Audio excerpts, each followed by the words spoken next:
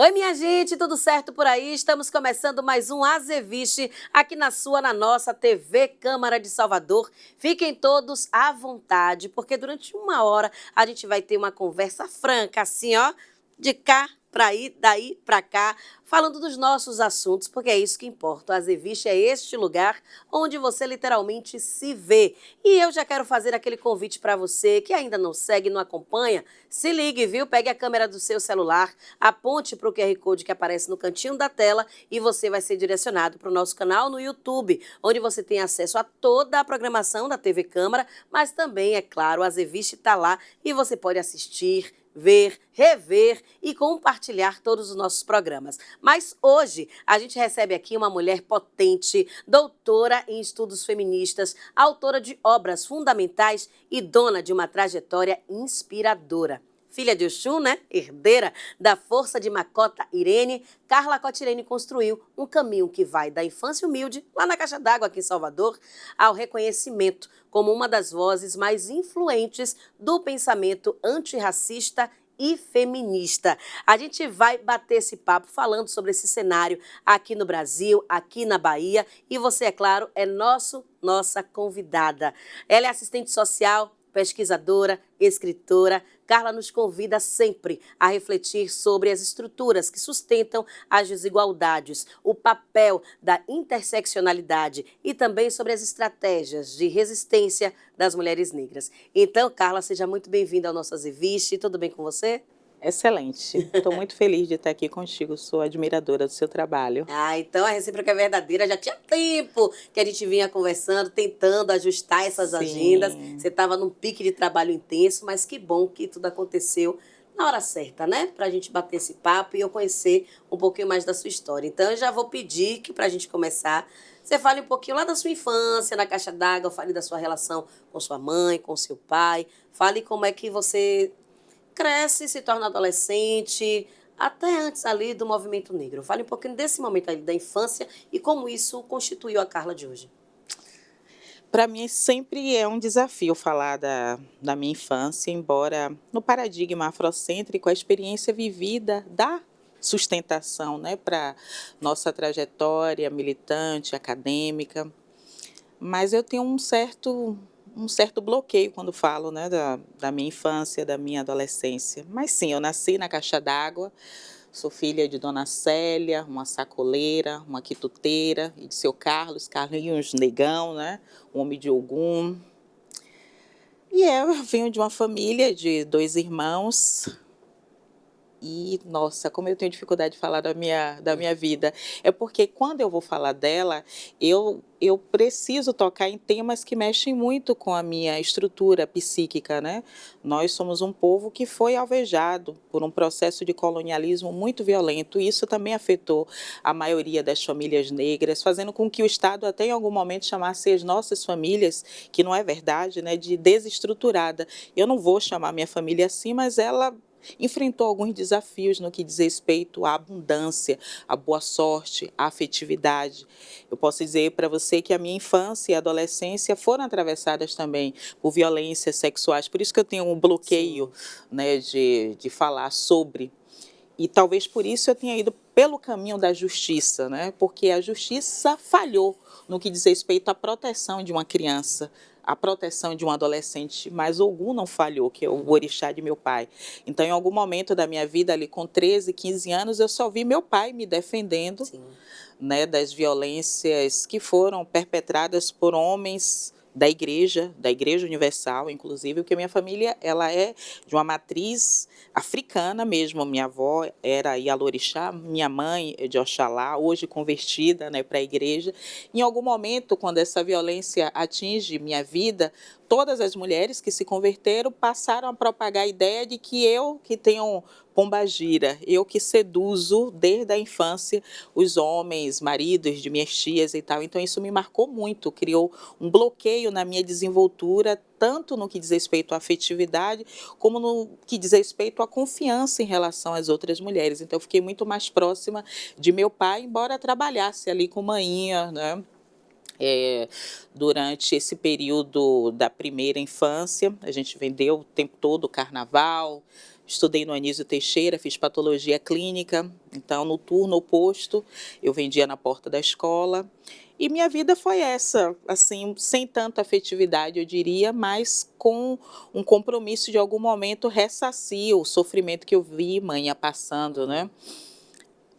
É isso, eu tenho um bloqueio porque eu vou ser obrigada a acionar algumas Sim, memórias sim, que eu talvez não saiba claro. lidar. Claro, e é isso que a gente não quer. A gente quer que você fale da parte que é interessante, da parte que lhe moldou, né, que veio lhe constituindo, porque a gente sabe que, inclusive, essas dores, em muitos momentos, elas também servem ali, elas estão guardadas neste lugar, que certamente você também trata, você busca a cura, É, mas que também, de uma certa forma, justamente serviram como de uma certa forma, te impulsionaram para frente para que você, justamente isso. como você disse, né, buscasse a justiça, buscasse outros caminhos para você chegar no lugar que você está hoje.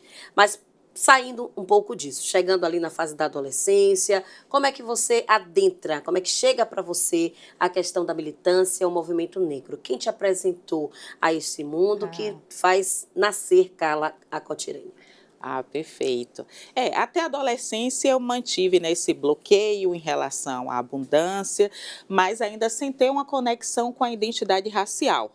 Até ali, meus 22 anos, eu me via como morena escura. Oh, meu Deus. Sempre tenho um pouco de vergonha de resgatar, como é que pode, né? O primeiro tom de resistência de nossos ancestrais, mas eu tive um bloqueio porque na própria família tinha essa Sim. ideia, né, de que é berço de mula, né, de que é carvão, que é superstição, então eu não gostava nem da ideia de ser uma mulher negra. Mas finalmente ali, já com meus 18 anos, eu passo a ter esse contato.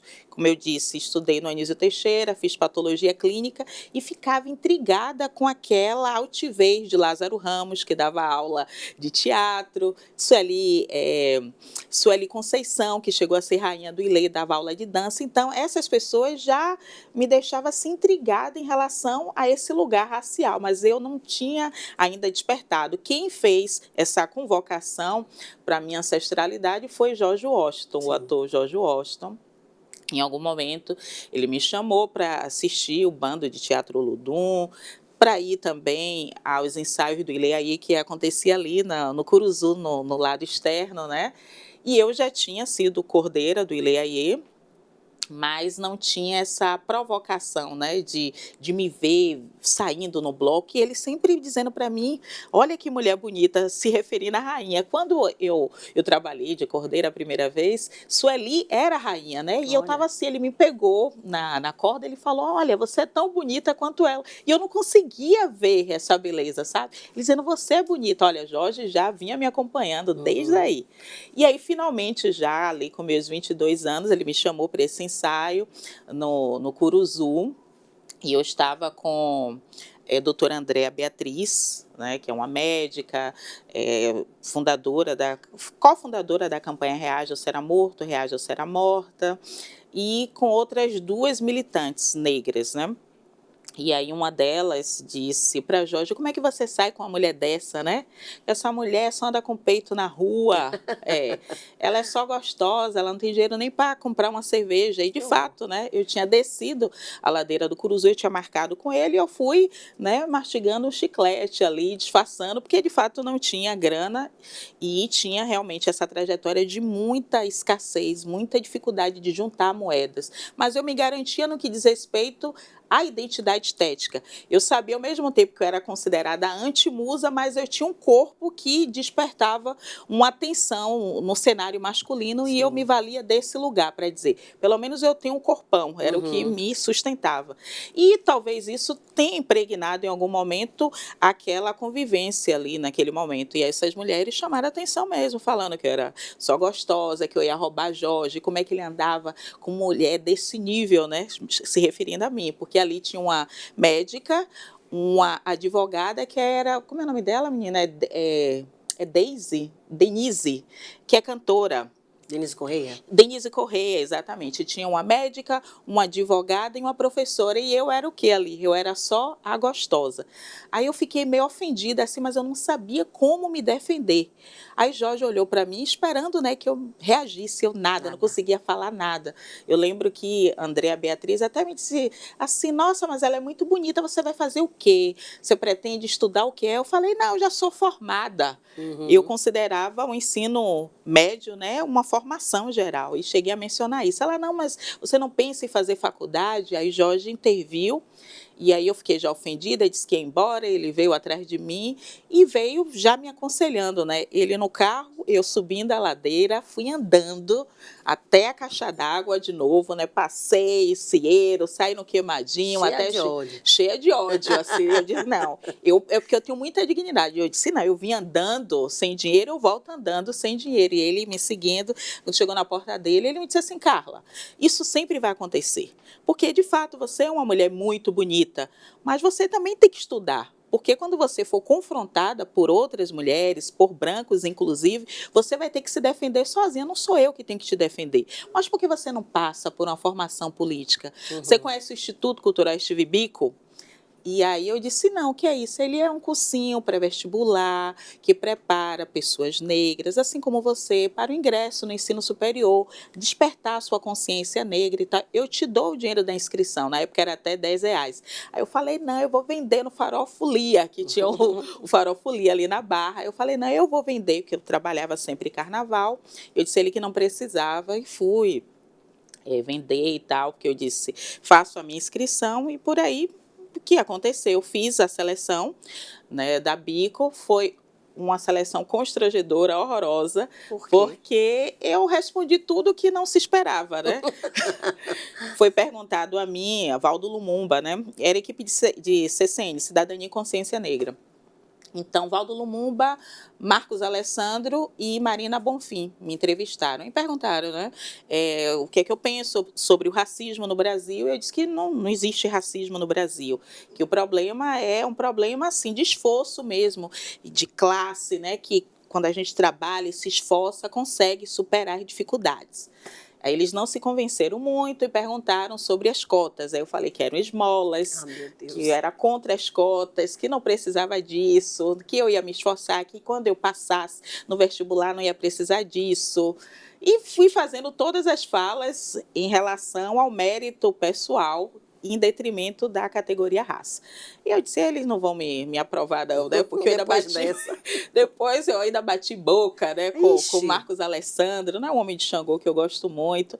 Só que, para minha surpresa, quando eu fui lá conferir o resultado, o meu nome lá na parede selecionada, eu procurei Marcos Alessandro e falei, por que vocês me aprovaram?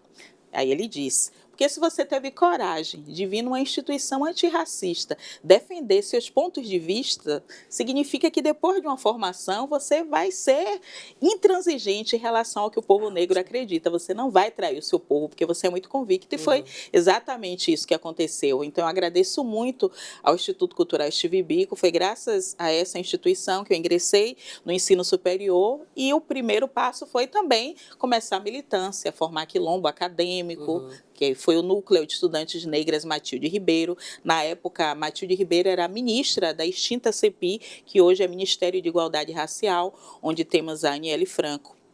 E eu comecei, junto com minhas pares, algumas oriundas do Instituto Steve Biko, a fomentar gênero e raça no currículo das assistentes sociais, porque a maioria usuária dos nossos serviços, na verdade, é a população negra, em suma, mulheres. No entanto, a dimensão de classe faz com que a gente se atente quase exclusivamente a um repertório marxista, que é importante, mas secundarizando o paradigma afrocêntrico, a filosofia africana, o feminismo negro, o mulherismo africana, outras contribuições. Ou seja, a gente alavanca a classe e coloca raça e gênero como recorte da realidade. Quando, na verdade, se nós estamos pobres exatamente por conta da questão racial e não o inverso, né? Então, essa desenvoltura se dá a partir dessa convocação do ator George Washington. Perfeito. Falando sobre esse ingresso na universidade, né? Você optou inicialmente por assistência social, que é o seu curso inicial, mas depois você vai seguindo por outros caminhos, né? Vai buscando ali essa atuação com o feminismo negro e tal. Queria que você falasse desse caminho que você percorreu. Na assistência social, como foram essas vivências, essas experiências e como esses caminhos foram se entrelaçando. Ah, perfeito. Muito bom, muito bom.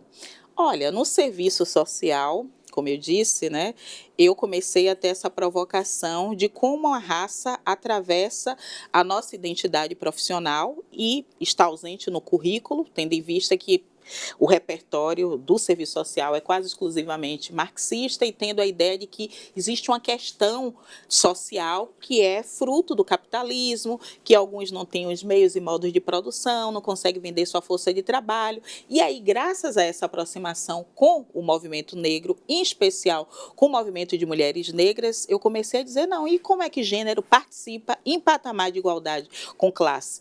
E esse despertar foi com Luísa Bairros, foi com Vilma Reis, porque eu fui estagiária do CEAFRO, né, que é um status, né, de organização dentro do CEAL, do Centro de Estudos Afro-Orientais. E ali, na Escola Plural, com Nazaré, eu comecei a entender a importância de se discutir gênero como um marcador da nossa identidade, percebendo que as mulheres negras estão colocadas socialmente numa avenida onde elas não conseguem a colocação nas relações de trabalho, ao mesmo tempo elas são violentadas. Eu fui convocada a olhar para a minha infância, olhar para a minha mãe, porque eu não tinha muito respeito pela minha mãe, eu era só apaixonada por meu pai. E eu tinha também essa ideia de que se manhã passava por essas dificuldades é porque ela não se cuidava, é porque pai não tinha outra companheira na rua, mulher branca, porque era manhã, que só andava suada, que não se arrumava. E aí eu fui descobrir que isso é uma construção de gênero, é uma discussão do patriarcado. O racismo anda junto com o patriarcado no sentido de colocar a mulher como segundo sexo mesmo dentro das nossas famílias negras, né? Então, manhã eu via o tempo todo ali manuseando a fé no sentido de trazer Paiinho de volta, quer seja quando ela estava no candomblé, quer seja quando ela foi para a igreja. Então eu comecei a entender que isso é gênero, é um informante da nossa identidade no sentido de que a gente precisa construir uma feminilidade que atrai o outro para si, mesmo que isso seja às custas da gente se jogar no lixo em termos de sobrevivência espiritual, de bem-estar físico, mental, social. Foi o feminismo negro, especialmente de Luísa Bairros, que me convocou mesmo a amar minha mãe, né? Eu sempre tive uma relação difícil com ela, porque eu queria ser a mulher branca, né? Meu irmão, ele sempre foi muito mais leal à manhinha do que eu. Por quê? Porque eu via Paião tratando tão bem a outra companheira dele da rua. E um dia eu fui na casa dela, eu vi a casa dela toda arrumada e tal. Então acabou despertando em mim a ideia de que ser uma mulher negra era ruim. E que eu deveria sempre competir com essa mulher negra. Porque eu deveria ser o ideal branco, era o que eu tinha comigo. E Luísa Bairros estava muito atenta a esses critérios meus subjetivos. E foi aí que eu comecei a olhar a minha mãe de outra forma, né? A perceber que eu também produzia dores a outras mulheres. Em algum momento, Luísa Bairros me chamou, eu estava me envolvendo com um homem mais velho que era comprometido. Aí Luísa Bairros disse, como é que a gente quer defender a comunidade negra se a gente também produz sofrimento a outras mulheres? E aí eu comecei a perceber que isso é gênero e estava dentro da minha formação, né, acadêmica. Poxa, a categoria gênero não é só um marcador de feminilidade ou masculinidade. É para eu entender que você vive a condição de gênero através de raça. Então eu não posso colocar meu corpo jovem a serviço de uma competitividade com outra mulher, deixando que ela vá lavar a camisa de batom, vá lavar a camisa com o meu perfume, porque eu também estou adoecendo. É até um conceito que a Vilma Piedade trabalha hoje, que é o de dororidade. Se o feminismo hegemônico está chamando a atenção para a sororidade, a ideia de que somos irmãs, a gente precisa entender que a raça, atravessando essa identidade nossa, precisa fazer de nós alguém muito atenta à feminização da pobreza, ou melhor, à pauperização das mulheres. Então, eu comecei a entender mais o comportamento que eu tinha com Mainha, ser mais aliada, porque eu era extremamente perversa com ela, né? Eu dizia que pai não tinha outra porque ela não se cuidava, que ela só andava suja, que ela andava rasgada, essas coisas assim que realmente tem a ver com racismo, porque o racismo ele desestrutura a nossa família em termos de afeto, mas ele com gênero, né, faz com que a gente refaça a ideia do patriarcado, colocando o homem como centro, né, da nossa atenção, sem entender que a mulher está ali carregando a família nas costas. E Mainha, de fato, né, foi uma pessoa que foi envelhecendo. E eu não estava prestando atenção, porque, de fato, ela, sendo uma mulher de Oxalá, foi ela que sempre comprou o gás da casa, sim, foi ela que bateu a laje, foi ela que construiu todas as casas, né, que a gente tem, né, dentro daquela comunidade, uma para minha tia, outra para meu irmão, a outra para minha outra tia. Então, foi Mainha que fez tudo isso, né, vendendo cachorro-quente, vendendo salgados na porta da escola, fazendo trança no cabelo, lavando roupa. Então, foi aí que eu tive esse despertar do feminismo negro, como um compromisso de enfrentar essas mazelas trazidas pelo colonialismo, sendo aliada dos homens negros, mas entendendo que esses homens, a exemplo de meu pai, também pode reproduzir machismo e violência dentro de casa, a exemplo do que acontecia com Mainha, e eu precisava colar com ela, ser mais solidária, porque meu irmão sempre foi muito leal. Às vezes eu tinha vergonha de vender carnaval, né? Quando eu via alguém conhecido, às vezes via Nairobi, às vezes via ali, eu me escondia, porque eu não queria que as pessoas me vissem trabalhando.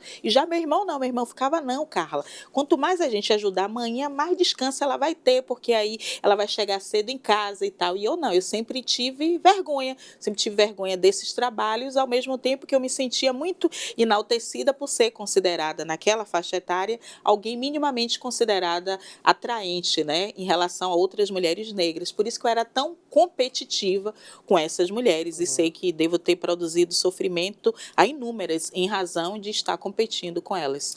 Pois é, e quando você traz esse discurso, né, falando sobre essa importância da gente focar no feminismo negro, é muito interessante porque é bem comum para a pessoa que não está inserida nesses estudos, que não mergulha, que não procura entender o que esse termo significa, dizer assim, não, mas o feminismo é o feminismo. Não. Sabe? Então, assim, eu já ouvi de muito. Porque qual a necessidade de ser o feminismo negro? Por que não só o feminismo? Mas é isso, né? São muitas peculiaridades que precisam ser observadas, são vivências muito diferentes, muito diversas e contextos completamente distintos, né? Que formam essa vivência dessas mulheres negras e totalmente diferente das vivências de mulheres brancas, né? Então não dá para colocar tudo no mesmo patamar, né, Carla? Não, correto. Tem-se a impressão de que feminismo é uma experiência de fato universal e que ser feminista negra é ser uma feminista de cor preta. Não, o feminismo negro é um projeto intelectual e nós não queremos, né, nenhum tipo de revanche com os nossos homens, a exemplo das mulheres brancas. Por quê? As mulheres brancas, de fato, elas estão inseridas diante, né, do seu algoz, homem branco. Não, a gente está diante de um homem que está castrado do seu poder masculino, como disse o Dr. Davidson Nicosse, né? Enquanto o homem branco ele tem o falo, né? O homem negro ele só tem um pênis. Né? Ele só tem minimamente aquela ideia de masculinidade que vai ser introjetada no imaginário social como violenta, como aquele super negão, né? Como aquele homem que pode ser um atleta sexual. Então não dá para colocar o homem negro e o homem branco no mesmo patamar de masculinidade.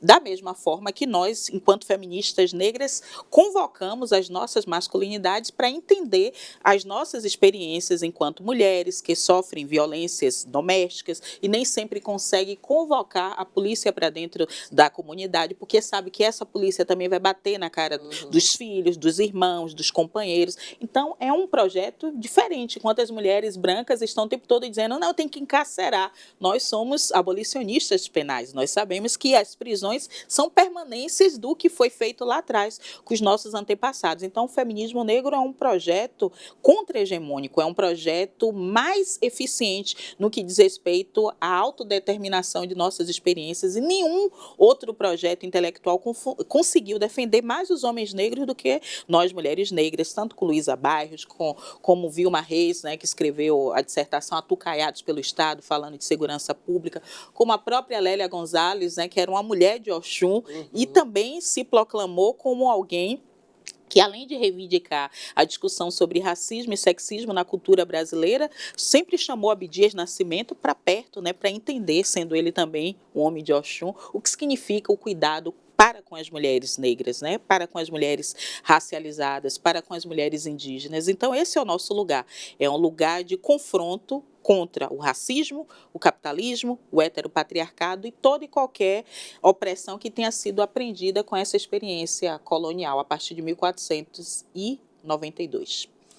Perfeito. A gente está conversando aqui com Carla Cotirene, essa figura incrível, está contando um pouco da sua história, das suas vivências, dos seus estudos. E no próximo bloco, já que a gente tem que fazer a pausa para o nosso intervalo, eu quero que você fale esse período, né? Foram 14 anos aí na assistência social. Recentemente você saiu do posto em que você trabalhava, mas eu quero saber das histórias que você ouviu, o que mais te marcou e também o que é que motivou você a deixar essa carreira lá quietinha, por enquanto, pelo menos, e seguir somente aí com sua trajetória acadêmica, com suas pesquisas, com seus livros, enfim. Mas isso é para daqui a pouco. Fique aí acompanhando nossas revistas, saia somente para aquela água que a gente já volta, viu? Tem muita coisa ainda vindo por aí.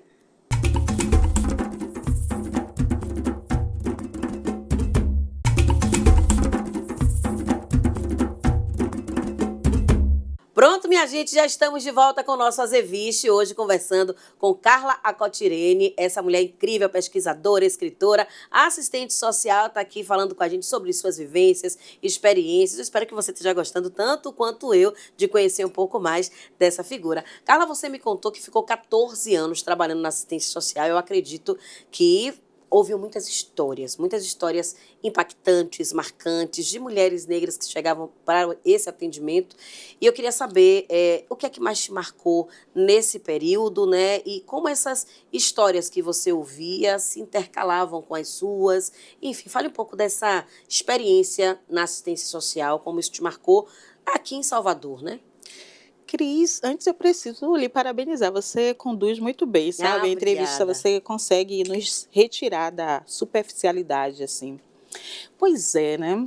O serviço social na UPA de Piripiri, no subúrbio. Sabe o que é que eu percebi? Quando eu fiz o concurso, eu não estudei.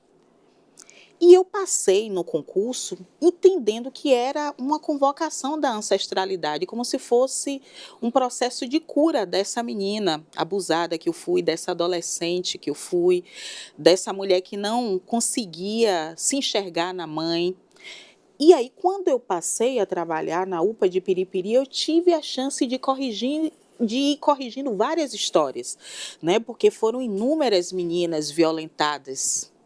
Eu vi menina ir a óbito por conta de estupro dentro da família. E isso revisitou em mim, né, muitos caminhos. Eu vi muitos dos nossos homens baleados. Logo quando eu entrei no serviço público, nossa, eu ficava monitorando se a polícia de fato ia levar aquele jovem para a unidade do subúrbio, que ainda tinha esse período, né, de que a polícia levava. Hoje não mais, né? Hoje a regulação tem outro tipo de estrutura de encaminhamento. Mas antes eu ficava, gente, qual a distância de Piripiri para Paripe, que esse carro ainda não chegou lá? Então, tudo que eu entendo de saúde pública e segurança pública foi me dado a partir dessa experiência na UPA de Piripiri. Mulheres que não se olhavam mais no espelho, mulheres evangélicas que não entendiam a orientação sexual do seu companheiro, sabe? Eu lidei uma vez com uma usuária que ela me dizia assim, não, na verdade é o pai de santo que está fazendo trabalho para meu marido sair de casa. Ah, meu Deus. Então era assim, sabe? Cada história que eu dizia, olha as mazelas do nosso povo. Ao mesmo tempo, homens que, na verdade, são gays, mas que colocavam na mulher a culpa dele não sentir mais atração sexual. E essa mulher reivindicando o lugar ou do ebó, para quem é do candomblé, ou da oração, ou da corrente do amor. Então eu vi muito esse sofrimento das mulheres no campo do amor, e isso tem muito a ver com a divindade que toma conta de mim. Eu tive a capacidade, graças ao serviço social, de exercitar o afeto para com outras mulheres, passar um tempão escutando histórias que não seriam histórias associadas à produtividade, porque o serviço público tem essa ideia, né, de quanto mais atendimento você faz, mais você tem, né, chance de progressão na carreira, aumento de salário, tudo isso. E não foi assim comigo, então eu levava 2 horas atendendo, notificando a mulher vítima de violência, entendendo as dificuldades de rotas em busca de atendimento, porque como nós sabemos, a comunidade que é atingida pela polícia não quer, né, a polícia dentro da comunidade, ainda que seja em circunstância de violência doméstica. Então, ao mesmo tempo que eu queria proteger essas mulheres, elas mesmas diziam para mim, não, Carla, eu vou resolver isso na oração. A maioria evangélica, não. Eu tenho que ser como Ana. Porque a mulher sábia edifica a sua casa, enquanto a tola a destrói com suas próprias mãos. Meu marido está assim, porque, na verdade, ele está no candomblé. Então, ele está cheio de demônio. Então, quando o Exu pega ele, aí ele acaba se irradiando e vem para cima de mim. Eram essas narrativas que eu tinha que lidar e, graças à minha formação política, intelectual, junto ao movimento antirracista de mulheres negras, eu tinha toda a instrumentalidade para não zerar o atendimento na dimensão de classe. É um problema social? Não, é um problema que tem a ver com racismo, com a misoginia, com o ódio, a intolerância religiosa. Muitas mulheres com dificuldade de se autodeclararem de religião de matriz africana, né? Eu tentando convencer ali, né? Qual a sua religião? A senhora sabe, né? Todo mundo tem um pé aonde, minha senhora? Né? Porque tá todo mundo misturado. Então, eu disse, olha, é por isso que a gente tem tanta dificuldade de ter uma maioria autodeclarada de Umbanda e de Candomblé por conta disso. Então, o atendimento foi essas circunstâncias estruturais e também esses atendimentos onde eu via estupro, onde eu via violência doméstica, onde eu via mulheres que não queriam mais fazer as pazes com Oxum, mas eu também via muitas mulheres que diziam, não, só Oxum me faz chorar, agora que ele me bateu, eu não quero mais ele, porque ele fez eu chorar e agora eu vou fazer um ebó de lágrimas. Da mesma forma que eu também atendi muita filha de Oiá que disse, não, meu filho, ele me bateu, mas eu também quebrei ele no pau. Se a senhora for olhar, ele também está aí todo arrebentado. Então, isso foi alimentando o meu repertório e, ao mesmo tempo, entendendo que o nosso povo é um povo ferido. Então, eu não colocava ali no meu atendimento as minhas credenciais a serviço do meu ego, porque eu fui muito xingada também. Eu vou lhe matar se você deixar abrir o corpo de minha mãe, eu não quero que abra o corpo de minha mãe. Então eu tinha aquele impulso de dizer assim, você sabe com quem você está falando? Eu sou Carla Cotirene, eu tenho mestrado, eu tenho doutorado, eu tenho... Não, o orixá estava me testando ali, porque eu entendia, não, senhora, eu entendo. Era o tempo todo essa convocação, né, de eu exercitar aquela humildade que a gente aprende no terreiro, né? É aquela humildade de orixá que chega descalço. Então, ali não é o lugar de eu, de fato, entender quantos seguidores eu tenho ou a audiência que eu tenho aqui fora. Ali é para realmente eu ser testada. Se eu vou tratar seu João, que não tem um celular na mão, que não vai curtir minhas interações, se eu vou tratá-lo bem ou não, se eu vou faltar ao trabalho para dar uma entrevista. Foram várias vezes, né, que eu entendia que meu salário, 4.000, e uma palestra para eu dar em São Paulo, 20.000. Será que eu boto atestado agora? Aí eu tenho que lembrar o conceito de racismo institucional. Se o racismo institucional tem a ver com o fracasso da instituição em prover o atendimento adequado, não sou eu, Carla, que tenho que ficar botando atestado, sabendo que Dona Joana gastou 2 transportes, não levou o menino para a escola, né, não deixou o neto na creche e ficou lá 3 horas esperando a assistente social chegar. Então eu via a minha ancestralidade o tempo todo testando a minha conduta, né, o meu ebó de comportamento. E isso fez de mim uma pessoa muito forte. Um dia, uma senhora, ela entrou na sala e ela me disse assim, você está adquirindo muitos créditos no mundo espiritual. Então, eu enfrentei alguns desafios aqui fora que foram suavizados por conta do meu comportamento ali, naquela sala com pingueira, com salário pouco, né? Sem eu ter a autoridade e a relevância que eu mereço, porque assistente social, em suma, é formado por mulheres negras, e as mulheres negras acabam sendo as donas de casa da unidade. Sim. Ou seja, o trabalho só é valorizado quando ele não é feito. Mas quando ele é feito, todo mundo acha que não teve nada, né? O médico, ele é o protagonista, porque você acaba entendendo a saúde como mera ausência de doença, quando, na verdade, ela é bem-estar físico, mental, social e espiritual. Então, eu preciso entender que seu João está hipertenso, não é só porque está faltando remédio para hipertensão. Eu preciso entender, conforme Jorge Conceição nos ensinou, que a nossa comunidade negra foi inserida dentro de um contexto de nutricídio, né? Então, eu preciso conhecer a política de saúde da população negra. Eu tenho que entender que o nosso povo abusa do sal, porque teve um trânsito atlântico, esse contato com sal, da mesma forma que o nosso povo abusa do açúcar, e bastantes comunidades têm contato diretamente com a cana, né, com o álcool, com o abuso de substância. Então, tudo isso virou um repertório para eu me tornar uma pessoa muito potente no que diz respeito às mazelas do povo negro. Não apenas para dizer, é alcoolismo, é pobreza. Não, eu preciso criar essas interfaces de diálogo. Eu digo, não, olha, seu pai tentou suicídio, como foram várias vezes, né, de eu atender jovens, elas dizem, é porque ele é um homem fraco. Ele é um homem fraco, por isso que ele tentou se matar. E eu dizer, não, você sabe o que significa para um homem chegar em casa e não ter o dinheiro da luz? E a senhora está o tempo todo dizendo que é um homem da casa. Isso aí é um aprendizado do feminismo negro, né? Para ele, né, que entende que o homem é o provedor, o que significa saber que a mulher trabalhou o dia inteiro, botou o dinheiro da luz em casa, vai comprar o gás, ele é chamado de quê? De comédia.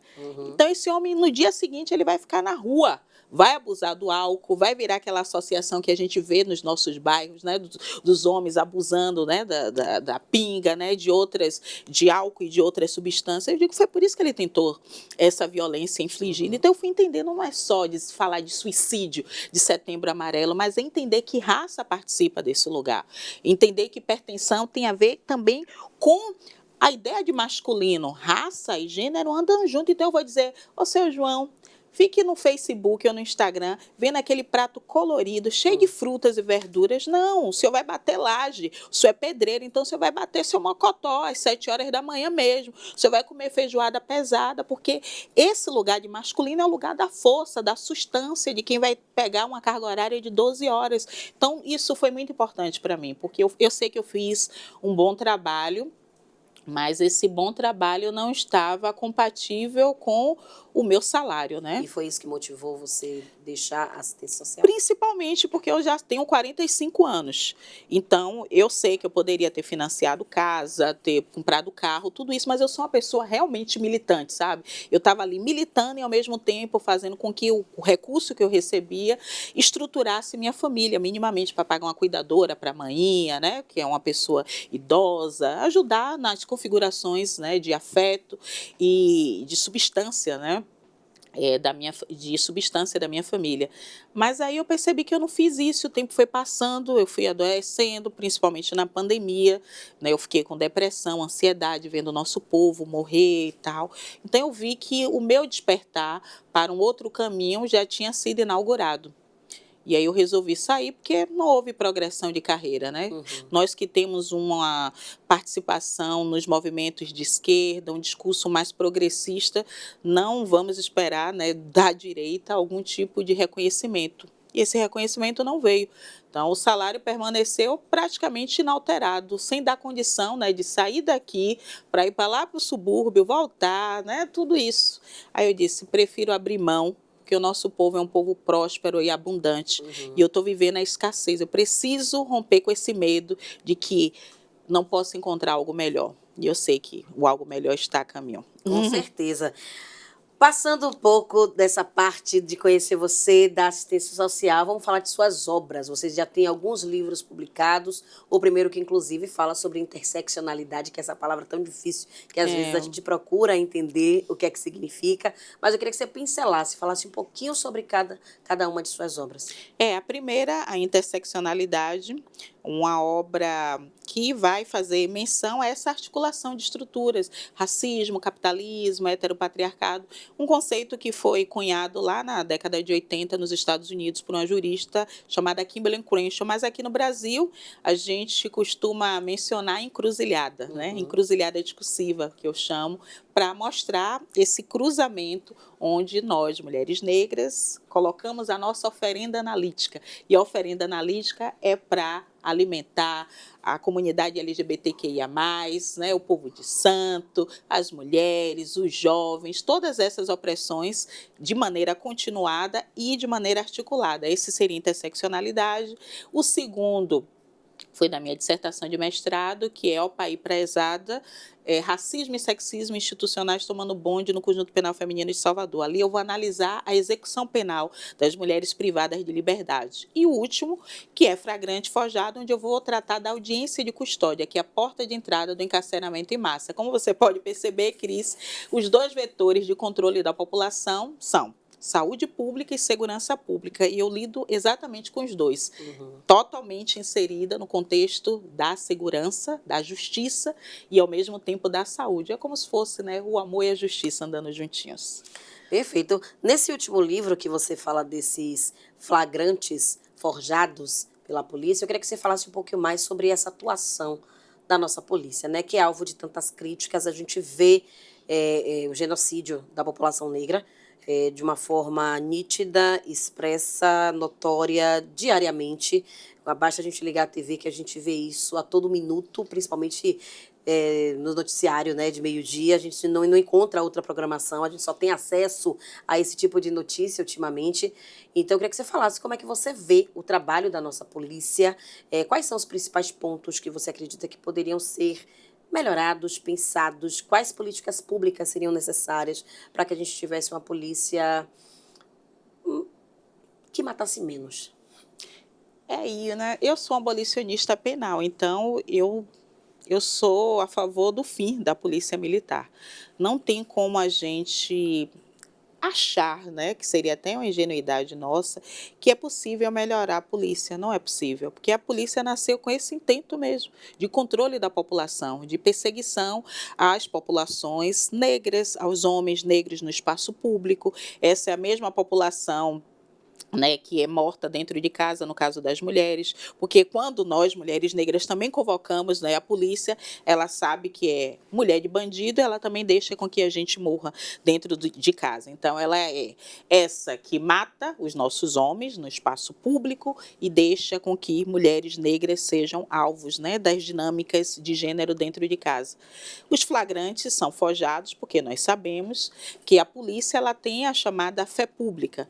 Então, o que o policial faz é quase sempre fazer com que um baseado vire balança de precisão, vire tráfico de drogas, como disse Denise Carrascosa, porque a ideia de crime hediondo foi construída em cima da ideia de que existem populações hediondas e nosso povo é considerado hediondo.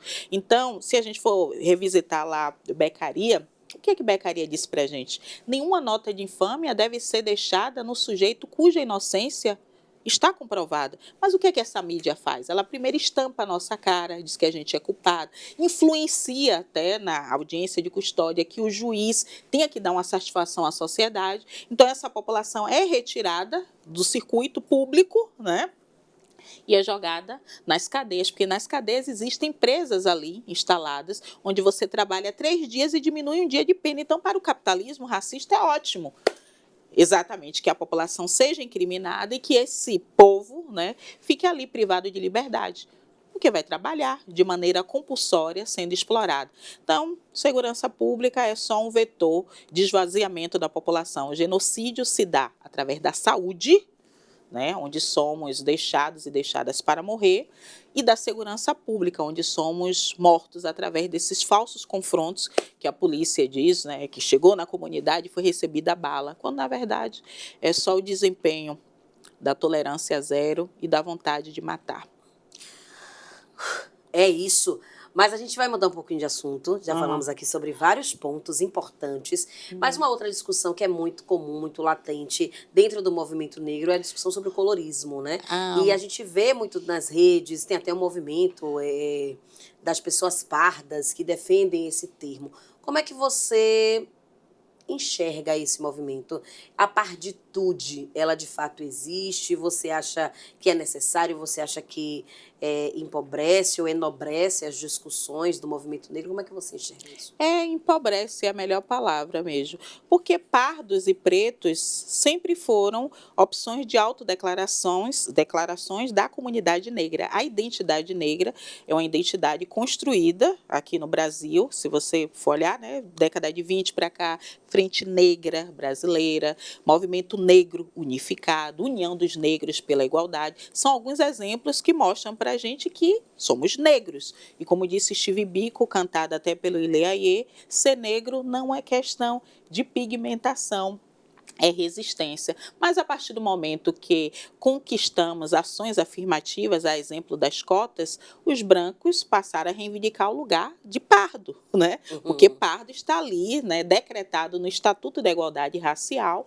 como opção de identidade negra e tem, por exemplo, né, acesso à educação, ao curso de Direito e ao curso de Medicina. Então, o que é que essa branquitude descarada brasileira e bronzeada deseja? É exatamente retirar de nós a necessidade de produzir conhecimento nesses âmbitos onde nós estamos morrendo, que é saúde, através da medicina, e do direito penal. Então, ela vai forjar essa identidade, não só esvaziando a nossa identidade negra, como também fraudando, né, as cotas. Então, não acredito. Colorismo, nesse sentido, é um conceito que foi cunhado na década de 80 nos Estados Unidos por Alice Walk e vai se referir exatamente à experiência das pessoas que têm meu tom de pele.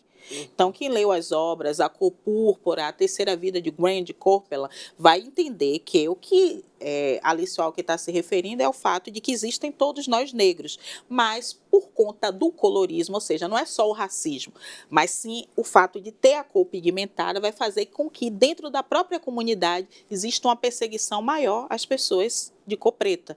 E isso a gente vai ver na história, né, da nossa cultura, do racismo e sexismo na cultura brasileira. Se a gente for pegar o Mussum, quem foi que o que é o Mussum, se não um homem preto, retinto, considerado alcoolizado? O Pelé. Pelé e Neymar são dois homens negros, mas Neymar não virou apelido, né? Oh, vem cá, seu Neymar. Pelé virou apelido porque é a prova factível de que alguém tem a cor preta, né? Tia Anastácia, são todos esses símbolos. Então, existe na sociedade o racismo e o colorismo, que é quando o racismo agrava os seus efeitos em cima das pessoas pretas. Só que o contingente de pessoas pretas é mínimo aqui no país, 10% da população. Então, se nós somos o maior contingente de negros fora da África, é exatamente porque juntamos pretos e pardos, que é o maior contingente populacional, que são as pessoas negras de pele clara, são as pessoas que representam 70% da população. Nós somos alvos, né, de maneira até continuada, de um processo de embranquecimento, de um projeto eugenista, né, que foi decretado, institucionalizado no Brasil e que foi clareando a população, mas não retirando dela a sua negritude, a sua afrodescendência e a sua característica afro-indígena. E esse movimento de pardos nada mais é do que um financiamento da direita, né, no sentido de esvaziar a nossa identidade e confundir aqueles que não têm letramento suficiente. Eu passei praticamente o ano inteiro brigando, dizendo, né, identidade negra é preto e pardo. Mas por eu ser uma mulher negra, preta, falando isso, muita gente não deu atenção. Mas agora está todo mundo, né, gravando, falando que é exatamente o que eu passei. O dia, o mês e o ano inteiro falando. E eu sabia que seria assim, afinal eu escutei lá na Steve Biko, né? Quando você passar por uma formação, você não vai arredar pé em relação ao que você aprendeu. Por isso que eu sustentei, porque eu sabia que estava certa, né? É isso aí. Agora, Carla, vamos falar de projetos, vamos falar de planos. Agora, passado esse momento que você já, enfim, encerrou, momentaneamente pelo menos, a sua trajetória no serviço social. Você já falou que tem outras perspectivas, quer construir outros caminhos. O que é que você pensa para os seus próximos 5 ou seus próximos 10 anos? Em que lugar Carla Cotirene quer estar? Nossa, eu ingressei agora no pós-doc estou discutindo facções, né? Quero entender a dinâmica da polícia, mas também quero entender até que ponto e sob quais condições nós não estamos realizando um bulto, né? Eu sou porque você é. Então, a partir do momento que a gente não realiza essa filosofia banto, a gente mata uns aos outros. Eu quero entender isso no pós-doc. Também quero construir minha própria abundância, fazer jus às realezas que estão na minha cabeça. Quero ter minha casa com os meus assentamentos, com as minhas forças, cuidar do meu corpo, me reconectar com o afeto, que foi uma experiência perdida nesses últimos anos. É como se eu tivesse esquecido do meu corpo. Eu quero de novo, né, sentir o prazer no corpo, sentir o prazer de dançar, de cantar, de cultuar o cabelo, mas também cuidar da minha divindade cabeça. É o que eu quero. Eu não vou dizer a você que eu quero ficar rica, mas eu quero enxergar lá no horizonte que a gente tem moedas nas mãos. Achei. Só para a gente finalizar, deixa a dica aí para quem está nos assistindo, conferindo essa entrevista, tá amando como eu, onde pode encontrar seus livros, suas obras, quem quiser conhecer mais do seu trabalho, qual é o seu Instagram, deixa aí os caminhos. Meu Instagram, Carla Cotirene, Carla com C, a Cotirene com K. Meus livros tem aqui pertinho na Catuca. Catuca Africanidade, lá com meu ex-marido Renato, que ele não sabe disso, né? Ele nem sabia que era heterossexual. Eu que comuniquei a ele recentemente e ele disse: Deus é mais. Tem na Catuca, tem também na LDM, tem na Amazon. Você encontra facilmente minhas obras. Então, pronto. Carla, quero te dizer que foi um prazer ter você aqui com a gente fazer Visto. Foi uma grande honra. A gente vai fazer outros bate-papos em outros momentos, em outros veículos, mas foi uma grande honra ter você aqui como filha, irmã de Oxum. Sua bênção. E o caminho aqui é todo seu, viu? Axé, que Loxami ao Pará. Axé, ô. Ó, minha gente, por hoje é só, viu? Aqui é Papo de Comadre. A gente vai continuar aqui, uma conversa boa. Você já sabe, pode continuar acompanhando a nossa programação da TV Câmara de Salvador no nosso canal no YouTube. Na semana que vem, próxima segunda, 1 da tarde, tem mais Azevich aqui pra você. Um beijo e até lá!